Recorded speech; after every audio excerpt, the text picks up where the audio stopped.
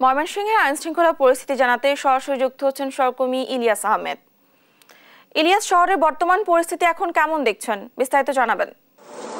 আজকে সকাল থেকে আমরা ময়মনসিংহের বেশ কয়েকটি মোড়ে মোড়ে ঘুরেছি, অর্থাৎ আইনশৃঙ্খলা বাহিনীর যে উপস্থিতি সাধারণ দিনের তুলনায় আজকে কিন্তু অনেকটাই কম।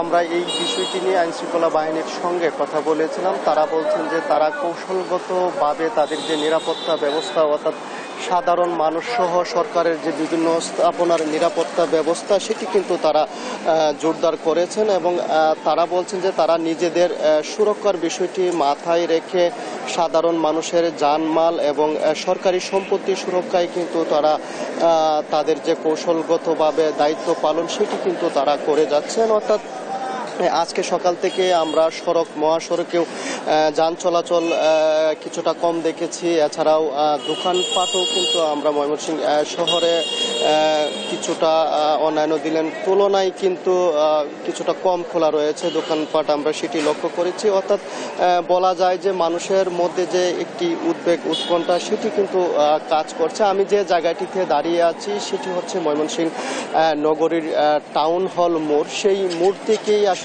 এই বৈষম্য বিরোধী আন্দোলন, শিক্ষার্থীদের যে আন্দোলন, সেটি কিন্তু এখান থেকেই বিগত সময় ধরে পরিচালনা করে আসছেন তারা, এবং আজকেও কিন্তু সকাল 11টায় এখানে তারা জড়ো হবেন এবং তারা বিভিন্ন সড়ক প্রদক্ষিণ করবেন। সেই বিষয়টি তাদের যে সমন্বয়কারী আছেন তারা কিন্তু আমাদেরকে সেই বিষয়টি জানিয়েছেন। অপরদিকে আওয়ামী লীগ এবং তাদের 14 দল থেকে কিন্তু আজকে বিকেলে তাদের একটি সমাবেশ হবে, সেটি রেলওয়ে কৃষ্ণচূড়া চত্বরে হওয়ার কথা রয়েছে।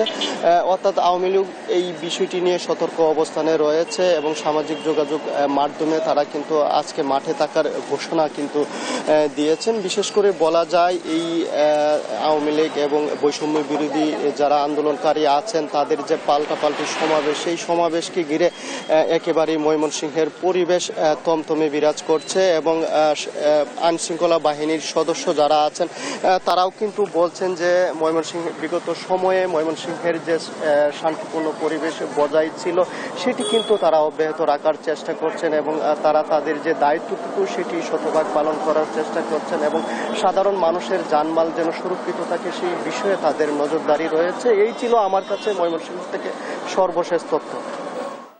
ময়মনসিংহে আইন শৃঙ্খলা পরিস্থিতি জানাচ্ছেন আমাদের সহকর্মী।